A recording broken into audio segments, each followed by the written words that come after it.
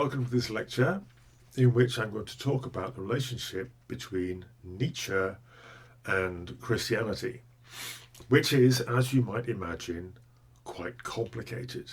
Nietzsche wasn't just against Christianity. He certainly wasn't just against Christ. There are some things that Nietzsche was definitely against. Socialism, liberalism, democracy, feminism, things like that.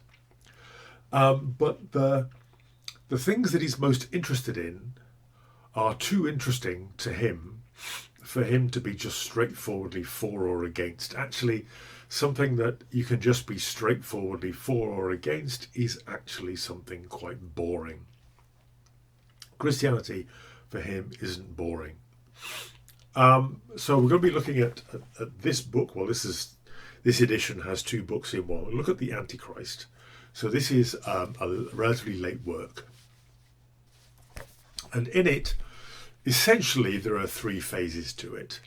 The first bit is he walks through some of his familiar obsessions and preoccupations. Then in the middle, there is his portrait of the psychological type of Jesus. What kind of a person was Jesus, and what exactly was he preaching? What did his ministry consist in? Then, after that, we get an argument. So once we've seen what Jesus was all about, you then get an argument that Christianity, so the religion, the church, actually has nothing to do with what Jesus was preaching, that actually it was all invented by St. Paul, and that St. Paul had completely different motives from Jesus. St. Paul was in a completely different spiritual, philosophical space from Jesus. And so the church, as we know it, the church that those of us raised in with the countries with a Christian inheritance, the church that in which our monarchs are crowned,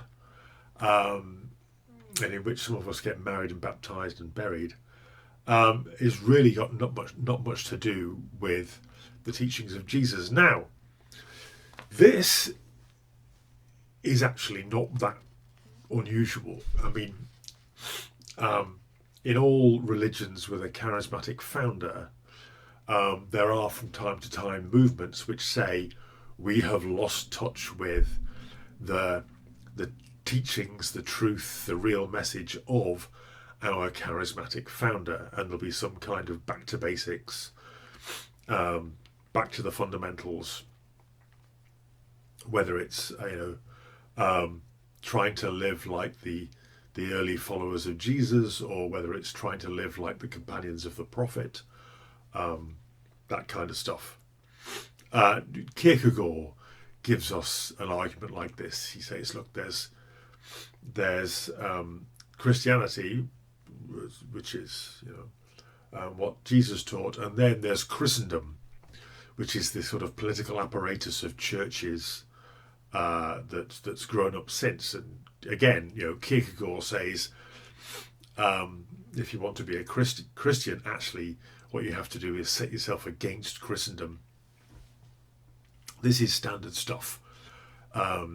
Every reformer says some version of this. So this part of Nietzsche's line on Christianity isn't that original, although his spin on it obviously is. He gives it his own particular working over. Okay.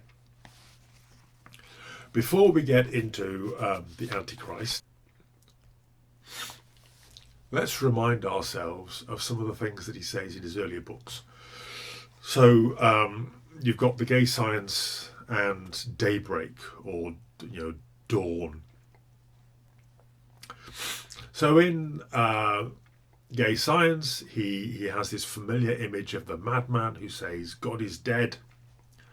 You remember the image of the madman who carries a lantern at noon and is sort of looking. And people say, "What are you looking for?" "I'm looking for God." It's like, "Oh, has he got lost? Has he? I don't think I've seen him around it, right?" And the madman dashes his lantern on the ground and says, "I've come too soon," and rushes off. What's going on there? Well, what Nietzsche's he's trying to say two things. One is that people have a kind of thin, gentle, undemanding version of Christianity in Nietzsche's day. There's lots of people who sort of there's what you might think of as sort of bourgeois Christianity, like you amble in and out of church, and you're sort of untroubled by your religion, right? It just seems to be part of the good order of the world.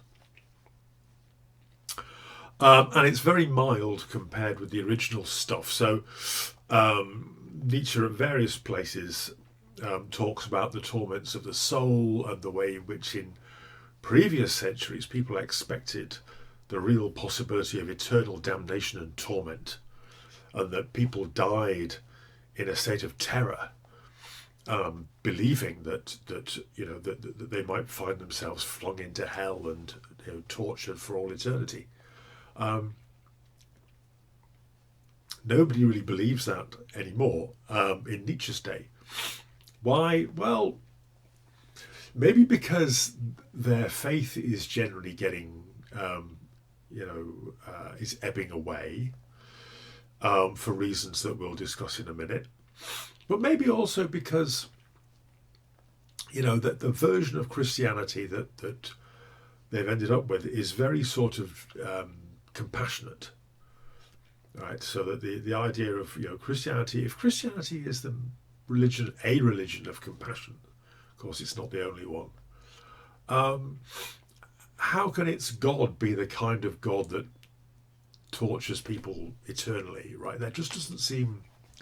If you're a nice person, and Christianity is part of your niceness, then it doesn't seem very nice to worship a God who does that kind of thing.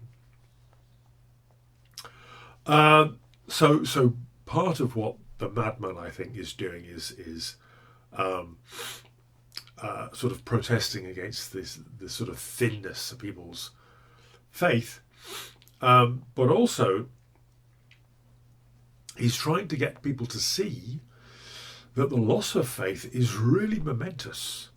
This is a really big deal, that a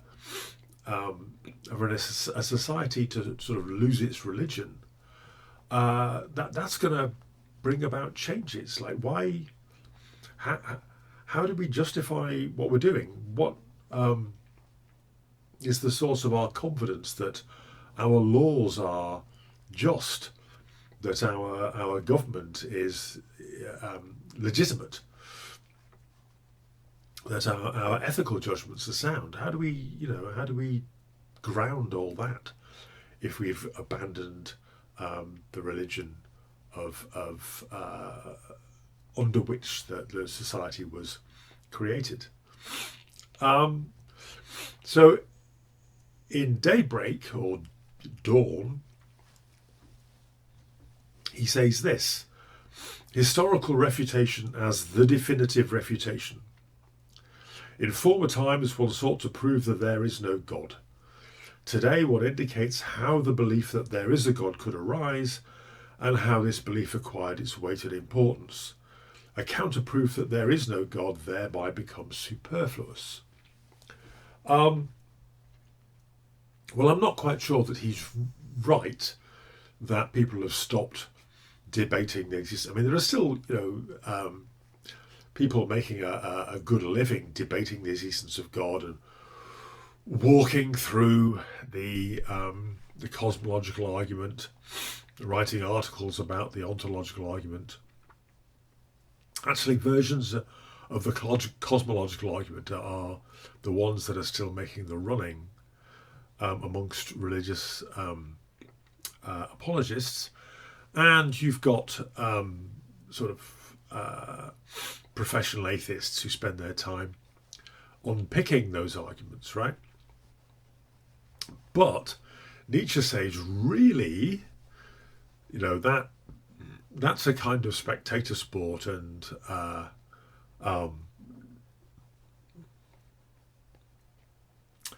kind of entertainment. But really, the reason that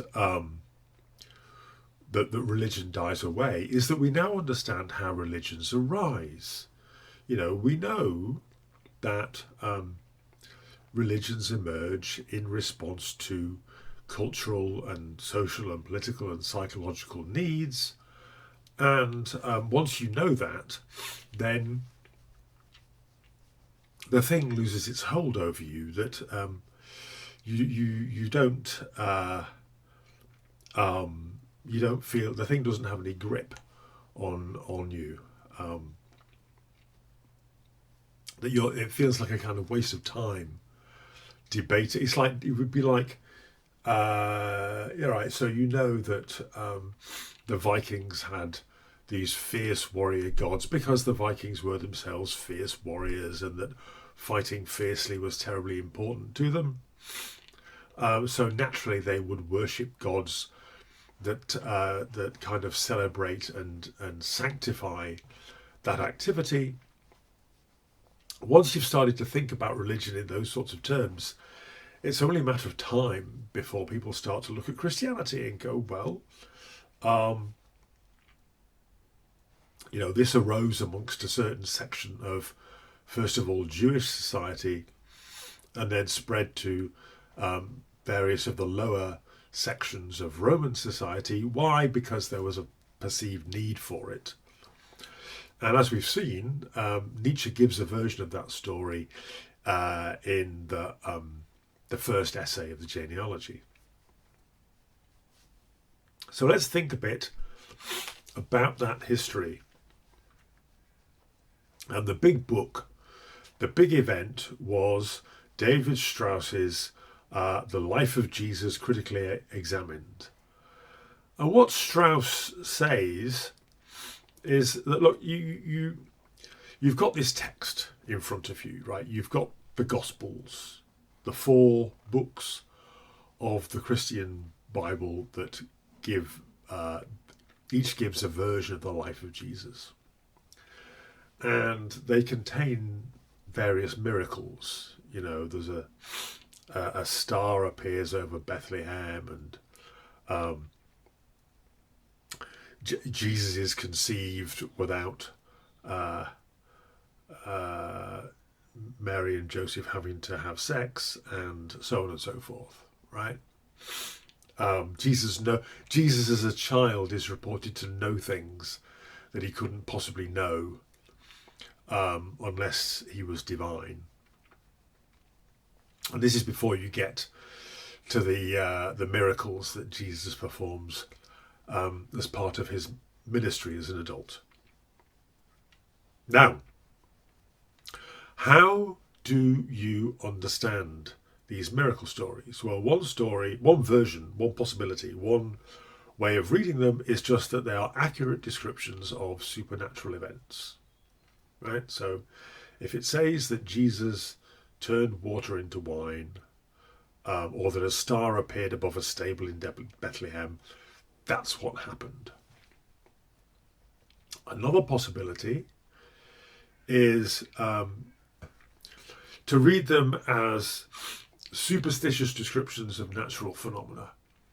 So a star appears above Bethlehem, maybe it was a meteor, right?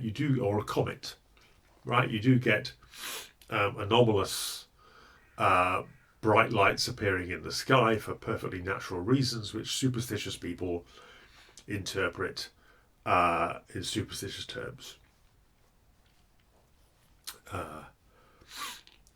Well, you can do that, but it's always kind of ad hoc. You're always kind of scratching around going, well, maybe it could be this. Maybe it could have been that. You know, maybe when Jesus raised Lazarus from the dead, it was a case of spontaneous remission, right? Maybe, maybe. The third option, and the one that Strauss recommends, is to understand that the Gospels are written sometime after Jesus' death by people who knew that Jesus had to fulfill certain myths and prophecies. That that there is within the Jewish tradition a certain amount of information in the Hebrew Bible about what the Messiah will be like, when he will come and what he will do. And if Jesus is the Messiah, he'd better fulfill those prophecies. And so the best way to understand the miracle stories and the detail in the Gospels generally is to understand that. And it's not that the Gospel writers were sort of consciously and deliberately fabricating. It's more that they start with the premise that, of course, Jesus is the Messiah, and then it just seems to them obvious that the rest of it must follow. What Strauss does is he carefully picks over and shows you that that it doesn't work. That if you carefully compare the dates or the details, that the thing doesn't add up. For example, one of the prophecies about the Messiah is that the Messiah will be born from the house of David, right? So David is one of the ancient kings of Israel. So Jesus must be in that royal Jewish house, must be of David's line. So there'd better be a genealogy that proves it. So 2 of the 4 gospel writers supply genealogies to show that Jesus is of David's line. Unfortunately, they're different, right? They can't both be right.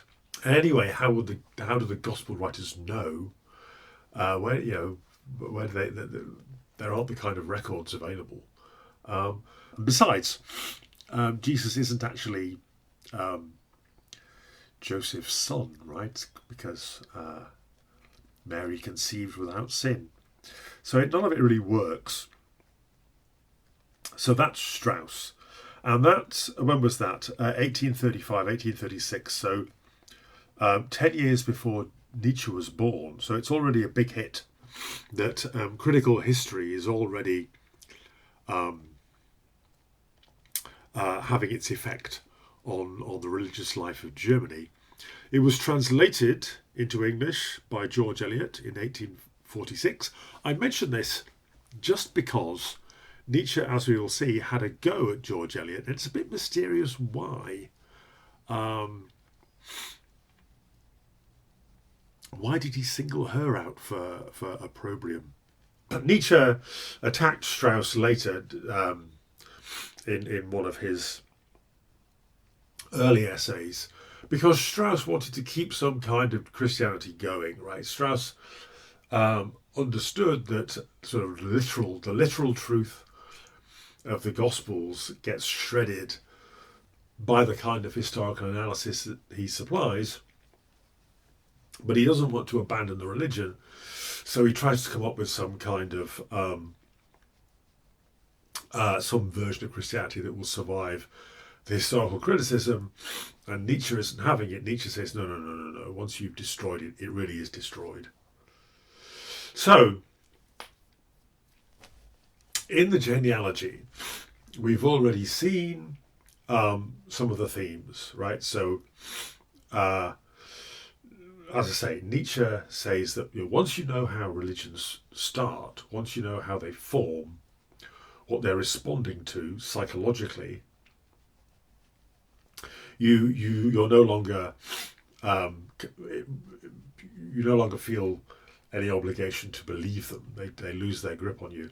And as we've seen, Nietzsche provides a psychological account of how ascetic religion starts. The slave revolts. The slaves invent ascetic religion in order to raise themselves above the masters, right? So the slaves may be slaves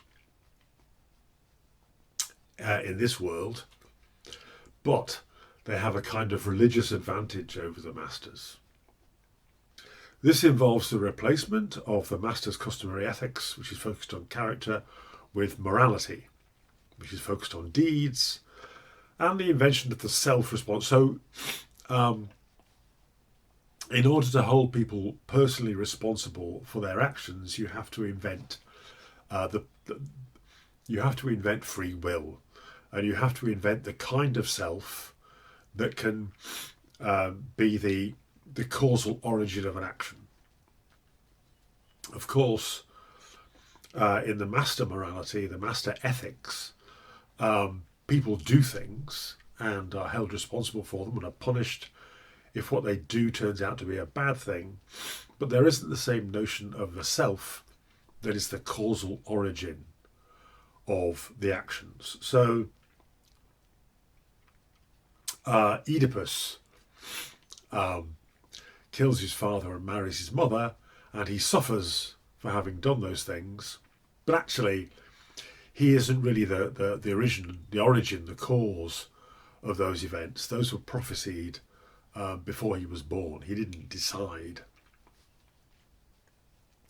And there's the rest of the stuff we've already seen. So the internalization of cruelty, because we live in a condition of peace. You can't just be cruel, physically cruel to people. You could be socially cruel to people still, but you can't be physically cruel. You can't just torture people and hack them to death in the way that warriors can in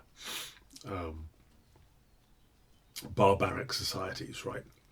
So we have to be cruel to ourselves. I wonder about this, why psychic cruelty isn't an adequate substitute for, psychic cruelty perpetrated on other people isn't an adequate substitute for physical cruelty perpetrated on other people.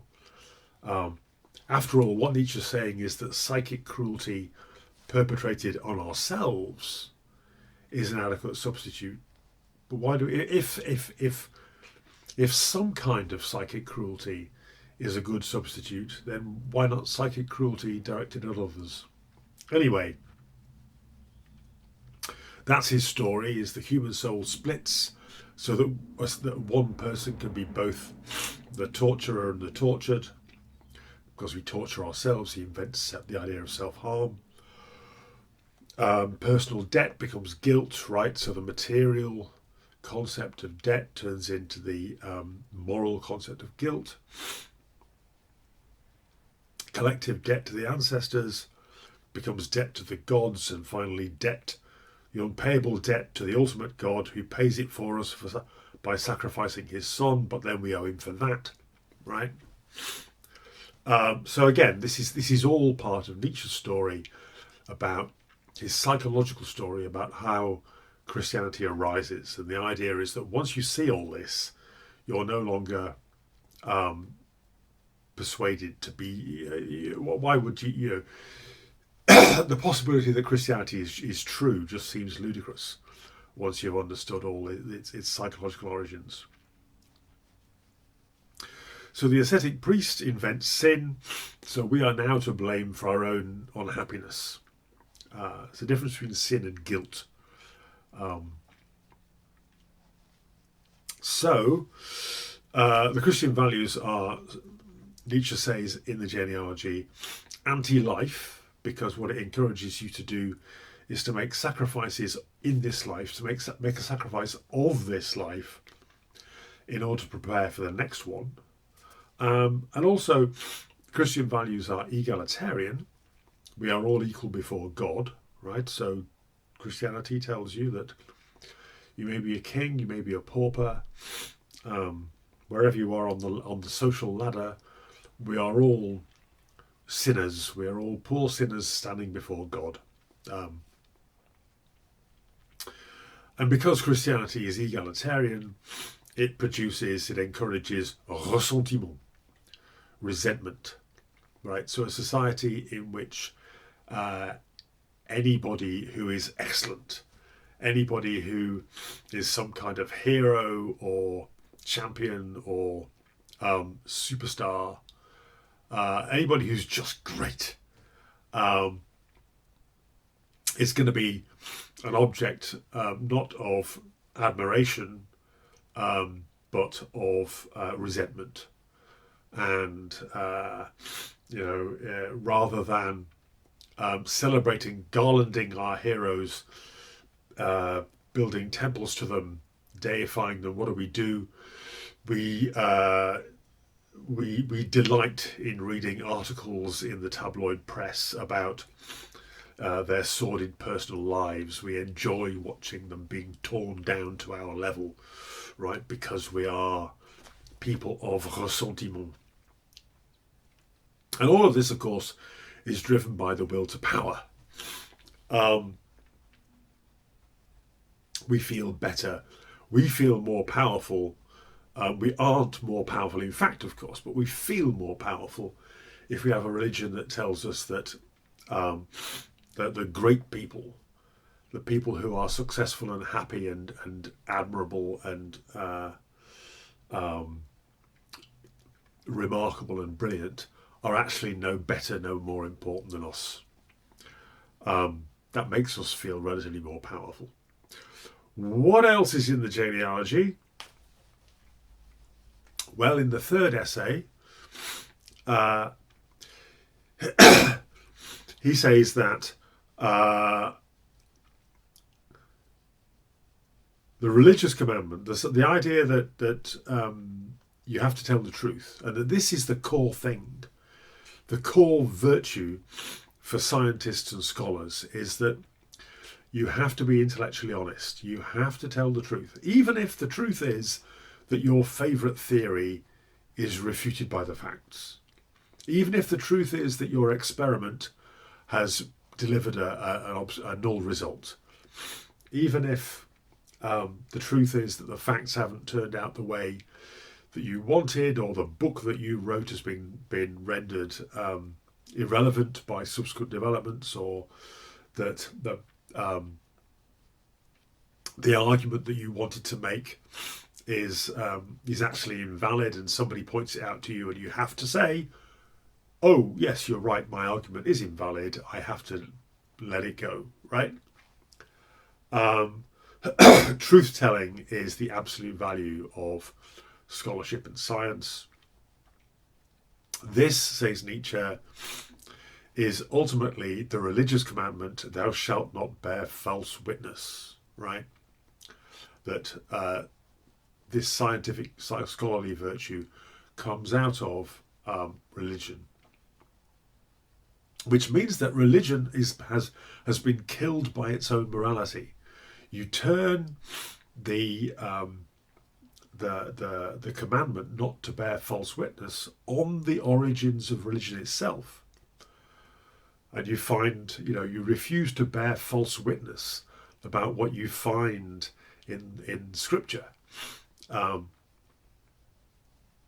You refuse to tell fibs about the best explanation for the miracle stories, right?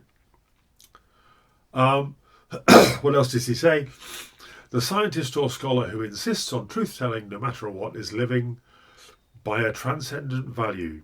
Why? Well, because they're truth-telling no matter what, no matter how much damage it does to you, no matter how much damage it does to your life and other people's life. Perhaps you could thrive better if you stuck to some falsehoods, right? Maybe there are comforting lies, comforting falsehoods. Maybe if we believe ourselves to be a nation favoured by God, we might be happier. We might also hang together better. We might also be more unified.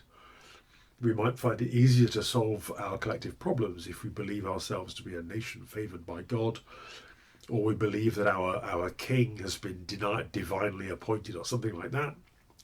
But we have to stop believing those things because we know they're not true, even if it turns out to be very bad for us, even if it gets in the way of us living well and solving our problems. So just to look at the references, in the genealogy, in the first essay, section 15, you can find Aquinas and Tertullian enjoying the torments of the damned. So that reaches back to what I was saying earlier about how earlier versions, medieval versions of and early versions of Christianity expected lots of people to be tortured by God for all eternity. If you want to read Nietzsche about ressentiment, there's section 14 of the third essay, and the will to truth is there in the third essay again, section 27. So, and just looking ahead to the Antichrist, towards the end of the second essay of the genealogy, he says this: the Old Testament. That's something quite different. He's got every respect for the Old Testament. What does he find in the Old Testament? Great men, heroic landscape, and something of utmost rarity, the naivety of a strong heart. And he finds a people, right? So it's the story of a people, and there are great characters and great stories. In the New Testament, I find nothing but petty sectarian groupings, rococo of the soul, arabesques. What do they mean? Well, they're kind of frills and twirls, right? Crannies and oddities, nothing but the air of the conventicle, so on and so forth. He goes on and on and on. So he likes the Old Testament. He thinks the Old Testament has a kind of vigour to it, whereas the New Testament is all is kind of decadent. All right, still looking at previous works. In the twilight of the idols. So we're still, we haven't quite got to the Antichrist yet. So here he is being rude about George Eliot, the translator of Strauss's Life of Jesus, remember. So he says, they are rid of the Christian God and therefore think it all the more incumbent upon them to hold tight to Christian morality. This is an English way of reasoning, right? So he associates cultural types with nations, right? And the main, he thinks the French are very refined but a bit shallow. He thinks that, he's quite rude about Germans, and he thinks the English are just kind of philosophically stupid.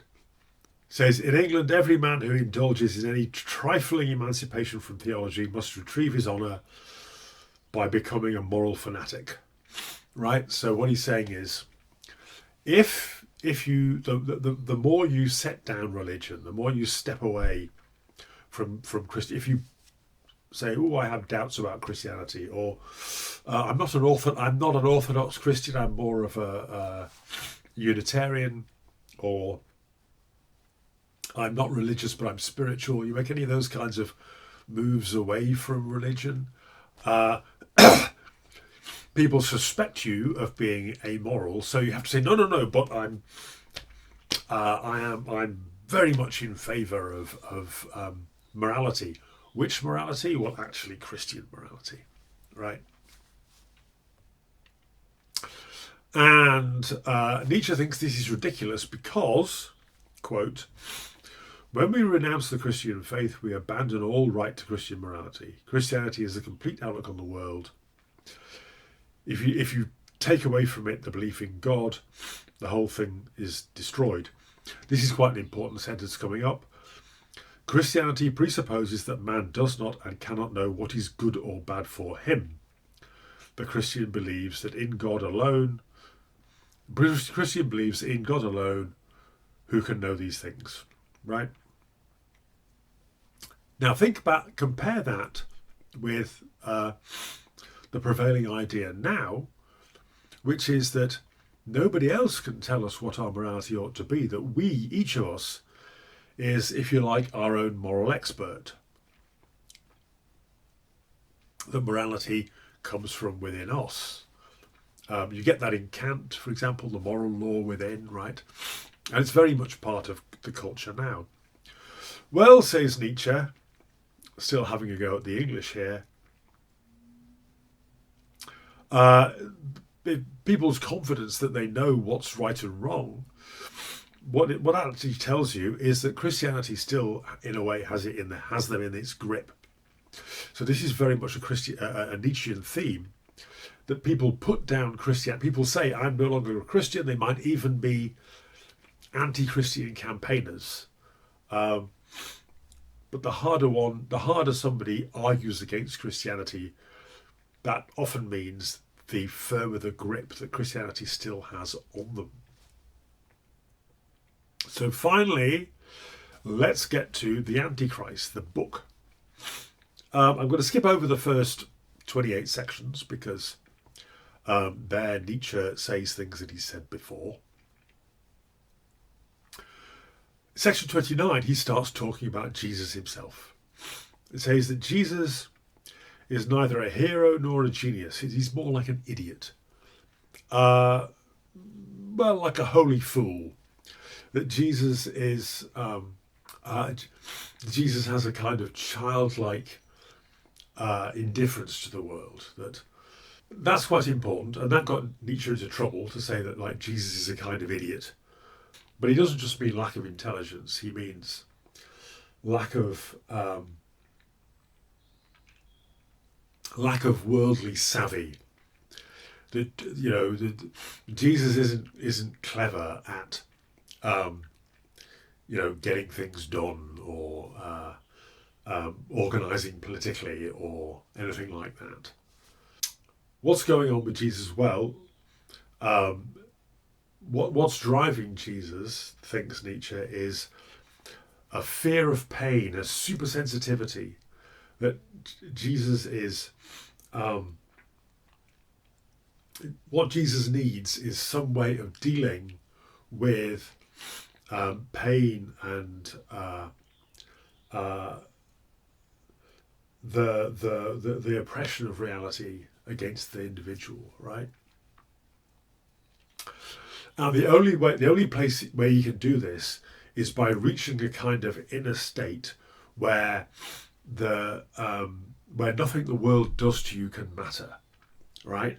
So, when he's being whipped, of course he feels the pain of being whipped. When he has the nails driven through his hands and feet, of course he feels the pain of that.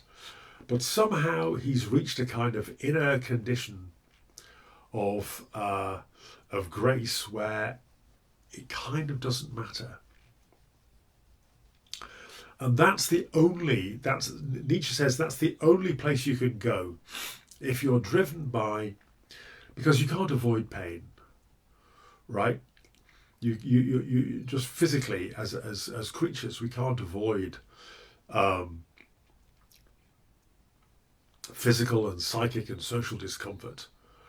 So what you have to do is, the only way out is to achieve a kind of mental condition, a kind of inward condition where it doesn't matter to you. You feel the pain, but somehow you don't. It doesn't touch you. And then, of course, you get this in other versions. You get this in in versions of Buddhism and Stoicism and so on. There are other forms of spiritual practice that aim at the same sort of spot. So Jesus does not deny the world. I'll just say a bit more here. Where are we? Section 32. So he has not so much as heard of culture, right? So he isn't It's not that he's telling you not to go to the theatre or has opinions about what kind of music you should listen to, or he hasn't heard of culture. It just isn't part of his, just isn't on his radar at all. He does not need to fight against it. He doesn't need to deny it. The same applies to the state, to society, the entire civic order, to work, to war. He never had any reason to deny the world, right? Denial is precisely what is totally lacking for him. Dialectics are likewise lacking. So he doesn't have doctrine. Neither does this faith formulate itself. It lives, it resists formulas. So he hasn't got a theology. He hasn't got a formula. There aren't there are sayings, but there isn't a kind of metaphysics that he wants to give you. Still less a structure with priests and anything like that, or what's the relationship to the state? He just none of that. So he continues, it's not a belief that distinguishes the true Christian. He is distinguished by a different mode of acting. Neither by words or in his heart does he resist the man who does him evil. So remember, this is the most important thing in a way that Jesus says. If somebody strikes you on the cheek, what should you do? You should turn the other cheek and say, I'll have a go at that one as well. It really doesn't bother me. It's you can hit me all you like, but because I'm in this condition of inward grace, of course you can hurt my body. And it's not that I have a soul that's separate, right? It's not, because there's no metaphysics that goes with this, right? There isn't a metaphysical doctrine of separation of body and soul, and the soul is somehow safe, somehow in some metaphysical safe house while the body's being abused. It's not that. It's the inward condition of the person, the embodied person. So the concepts of guilt and punishment are lacking. What was abolished with the evangel, so in other words, the message of Jesus, was the Judaism of the concepts of sin, forgiveness of sin, faith, redemption by faith, and so on. So remember that Jesus has come to replace Judaism. Jesus is a radical Jewish teacher. Jesus hasn't come to replace the gods of Rome in the lives of the Romans. Jesus has come to say, I abolish the law, in other words, the Torah, the Jewish law. I come to abolish Jewish law. Well, that's only going to be interesting for Jews, right? It's only Jews that are living by the Jewish law in the first place. So Jesus' message of abolishing Jewish law is only really directed at Jews. Reality God is within you. The kingdom of heaven is the condition of the heart. It's not so the kingdom of heaven is not somewhere you go. First of all, it's not somewhere you go after you die, nor is it some future political condition on earth. It's not like we're going to build the kingdom of heaven right here by overthrowing the state and establishing some kind of anarchist commune. No, the kingdom of heaven is not that, nor is it some afterlife. The kingdom of heaven is within you. It is that inward condition of not having any inclination to resist evil, right? To push back at somebody who slaps you, right? Somebody slaps you. It's not that you have to fight yourself and go, I shouldn't fight back. I shouldn't fight back. No. If you really are there, if you really are Christ-like, it'll be just like, this doesn't matter. So that's what Jesus is like. And of course, this isn't sure, the words, turn the other cheek and all that stuff. the words of the Sermon on the Mount, they're all recorded in the Gospels, but that's not Christianity as taught by and built by the Apostle Paul and taught in churches. Nietzsche observes that it's indecent to be a Christian today. Why? Because we know better, right? We know critical history tells us that the Bible account just isn't true. And yet people go on professing Christianity. So from section 39 onwards, Nietzsche talks about how Christianity was immediately vulgarised and the message obliterated by St. Paul and his followers and descendants. So he says, this is a quote, "In fact, there have been no Christians at all."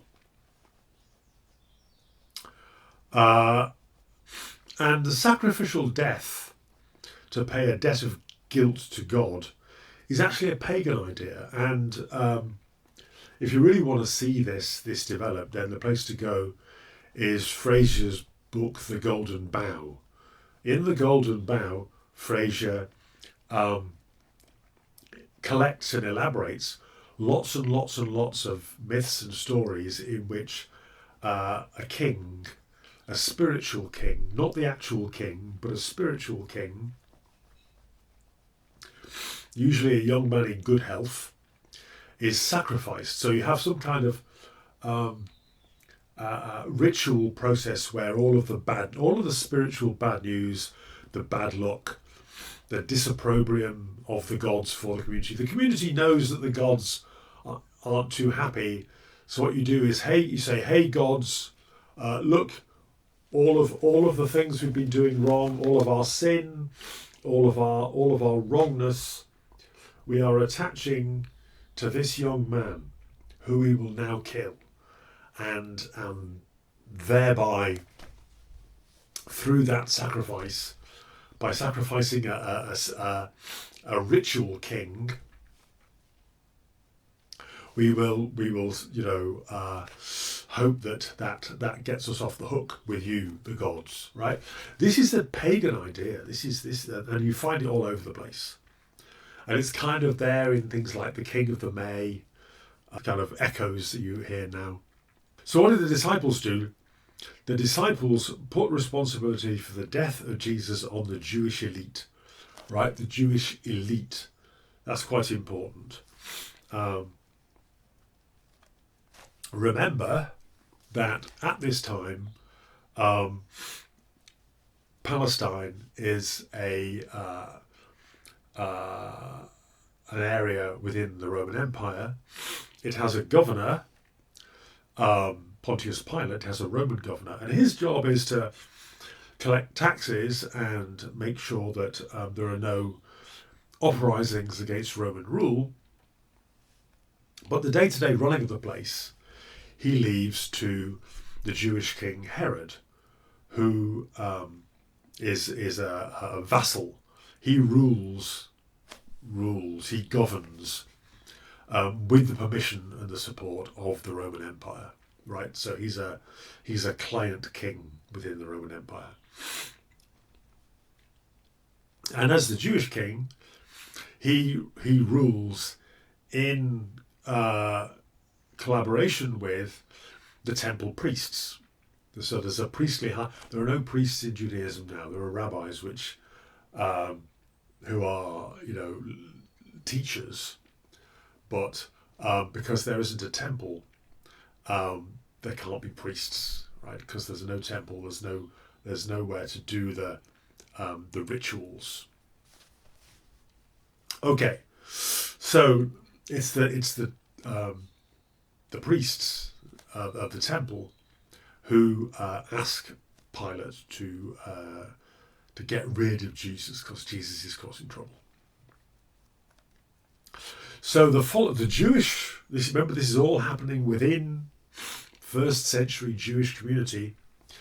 The Jewish followers of Jesus, who are not the elite of Jewish society, they are fishermen and prostitutes and people like that. They blamed the elite of Jewish society, the temple priests and the king, for the death of Jesus. And so so Christianity is from the beginning a religion of resentment of people at the bottom of society against an elite.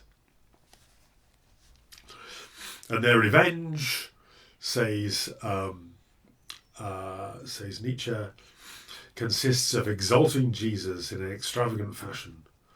The more they want revenge for the death of their leader, the more they make their leader they exalt their leader. Maybe they even start to deify him. There's a question here about how Jesus gets to be deified. Arguably it may be, and this is me, right, rather than Nietzsche, but it's the kind of Nietzschean spirit, that in order to sell Christianity to pagans, you have to get around the fact that in the pagan world, everybody who's anybody is a god, or the son of a god. Pharaoh is a god. Hercules is the son of a god, and so on. Everybody who's anybody is a god. So the idea that somebody could be as important as Jesus without being a god is just going to be unthinkably paradoxical to a pagan. But it could be that Jesus actually started to be deified as an act of resentment by his Jewish followers, resentment against the Jewish elite, whom they blame for his execution. Of course, all that changes when St. Paul and his followers start preaching to pagans. So you have all these non-Jewish Christians, and then rather than low class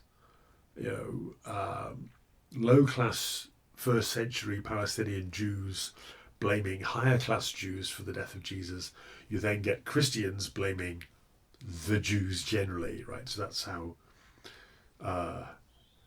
that original resentment of one part of Jewish society against another gets turned into anti-Semitism. Moving through the Antichrist, Nietzsche talks about how priests use Christianity to achieve power, right? It's all about the will to power. So you have this religion that doesn't seem to have a use for priests, because it's all about the kingdom of God is within you, and you need to find that inner condition of indifference to pain. But it gets used. Priests realise that you can use this religion to advance yourself, right? To become personally powerful. Nietzsche has a list. Let's see, section 45. There's a list of the violent punishments in the New Testament. If any man defile the temple of God, him shall God destroy, for the temple of God is holy. Right? That doesn't sound like Jesus as we saw earlier. Do you not know that the saints shall judge the world? Whosoever shall not receive you nor hear you, I say unto you, it shall be more tolerable for Sodom and Gomorrah in the day of judgment than for that city. Right, so that's the Gospel of Mark. He's saying, if you go to a city to preach Christianity and they throw you out, be of good cheer, because God will absolutely smite that city on the day of judgment. Where's the forgiveness in that? Whosoever shall offend one of these little ones that believe in me, it is better for him than that a millstone were hanged around his neck and he were cast into the sea. Right, so, again, Mark, Gospel of Mark, being assured that the revenge of God against anybody who offends a Christian will be, painful. That doesn't sound like the Jesus we met earlier on. If thine eye offend thee, pluck it out. It is better for thee to enter the kingdom of heaven with one eye than having two eyes to be cast into hellfire. It is not precisely the eye that is meant. I know we can reasonably guess which parts of the body he's talking about there. But again, it's like violence. No sooner is Jesus dead than people start writing this stuff about how Our God is huge and powerful, and will definitely visit torments on the people who don't believe in him. Okay? That doesn't sound like the turn the other cheek religion that we met in the person of Jesus. So then we have a bit more about Christians now, right? So not Christians as in Jesus, but Christians as in Christendom. He says, look, the two kinds of scholar, the two kinds of scientist that really do for it, that are really destructive of it, are the philologist and the psychologist, the physician. So the philologist sees behind the sacred book. So the point is that you're a subtle reader. When you read a book, you don't just believe the words literally. You understand, because you're a skilled reader. You understand what's really going on in this book. And when you do that, I mean, we do this with literary texts. We do this with philosophical texts. We do this with all historical texts. And once you start to do that with the religious scriptures, you start to understand the motives of the authors of religious scriptures. And the other thing is the psychologist, that the physician sees behind the physiological depravity of the critical Christian. So you know what. You kind of know what, you can see their motives, right? When people come at you trying to persuade you of Christianity. He writes a bit about the story of the fall. Science is the threat to God, it must be banned. Right, so remember in the story of the fall, why are Adam and Eve banned from the Garden of Eden? It's because they eat of the tree of knowledge, right? Knowledge is what is forbidden to them. Knowledge is the forbidden fruit. Why? Because deep down, the originators of religion know that knowledge is fatal to religion. Quite how the Adam and Eve story is very old.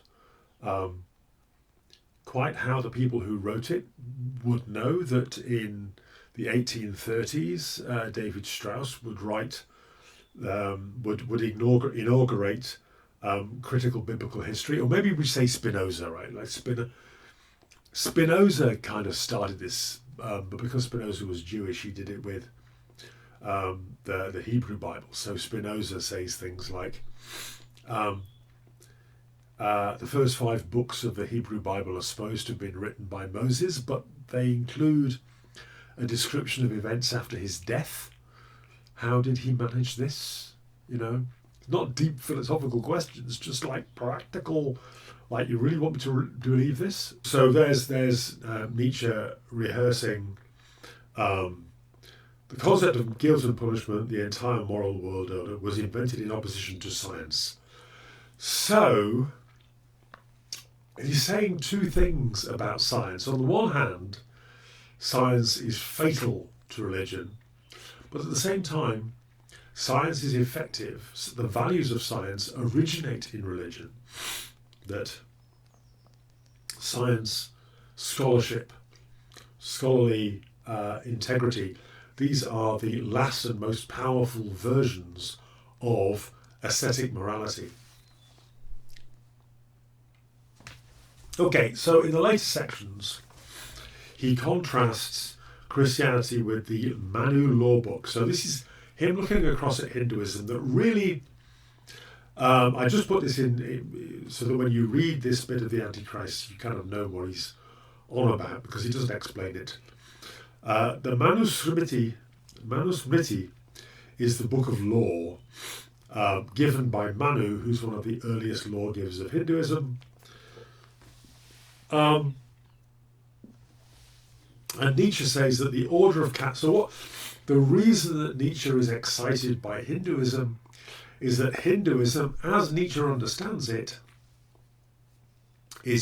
has the caste system. It has the idea that some people are, spiritually at least, better than others, built in and sanctified, right? Now, I mean, there's an argument within Hinduism about exactly how essential this stuff is, whether there can be an egalitarian Hinduism. Nietzsche knew none of this, and you can tell, actually, how little Nietzsche knew really about Hinduism, because when he tries to give some detail, what you actually get is an account of the castes, of the different levels of humanity, which sounds exactly like Plato's three metals, right? Remember, in Plato, there are three types of soul. There's like gold, silver, and bronze, and these correspond with the spiritual or muscular, and people who are neither spiritual nor muscular. So, in other words, the guardians, the militia, and everybody else.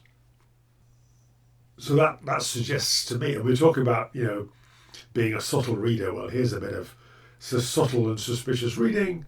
That Nietzsche's attempt to expound the caste doctrine of Hinduism just sounds like Plato. Why? I think because Nietzsche knew a lot more about Plato than he did about Hinduism. And Nietzsche talks about Chandala, which is the untouchables. So these are the people at the very bottom of the caste system who are responsible for disposing of the dead. And that he associates them with ressentiment. He assumes, I think, without any argument, that untouchables within Hinduism must be resentful. But why? I mean, maybe because they are in a religious order that says, if you're at this or that level in the caste system, it's because of the way you lived in your past lives, and this is the divine order. Maybe if you find yourself living as an untouchable, maybe you just accept it. Maybe you say, no, I understand and accept why things are the way they are, and I have the hope of being reincarnated at a higher level, right? There's nothing in Nietzsche that would explain why within Hinduism the untouchables would be resentful. After all, I thought it was the egalitarianism of Christianity that encouraged resentment. Never mind. He has a quick word to say about Islam. Says the wonderful Moorish cultural world of Spain was trampled down because it was noble, because it owed its origin to manly instincts, because it said yes to life, and the Crusades were just kind of posh piracy. Well, I wonder how much he knew about Islam, actually. I mean, really. But you can see why, given the little he knew about Islam, that he might find it attractive. There are a few flickers elsewhere of admiration for, not so much for Islam as a religion, but for the kind of chivalric culture of medieval Islam. He kind of sees Islamic medieval warriors as a kind of refined and civilized version of the master morality. He talks about how, people say the church does a lot of good, it reduces suffering. Well, not really, says Nietzsche. It may hand out some soup. It may dress the wounds of people with injuries, but its main business is to make you feel bad about yourself.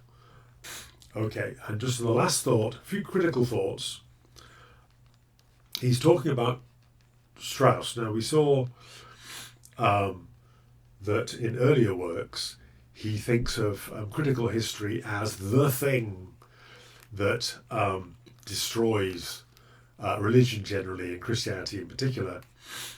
But then he says here in the Antichrist, he says, what do I care for the contradictions of tradition? In other words, why do I care that the gospel stories all contradict each other? The stories of saints are the most ambiguous literature in existence. To apply to them scientific procedures when no other records are extant seems to be very wrong in principle, mere learned idling. In other words, we've only got one small set of documents to tell us about the life of Jesus. The whole business of bringing the serious scholarly critical apparatus, being able to read first century Greek and Hebrew and Aramaic, and comparing all those texts, when all you've got are these few scattered fragments, like that just seems silly. Okay, but the bit in the middle, actually, the bit that he writes immediately after this remark, that description of the personality and the ministry of Jesus, is all based on what? Presumably on the same Gospels that he's here saying are completely unreliable. So I'm not sure how that works. Anyway, I hope that's elaborated a bit the complexity of Nietzsche's relationship with Christ and with Christianity, and has set you up to do what you ought to do, which is to read the Antichrist for yourself.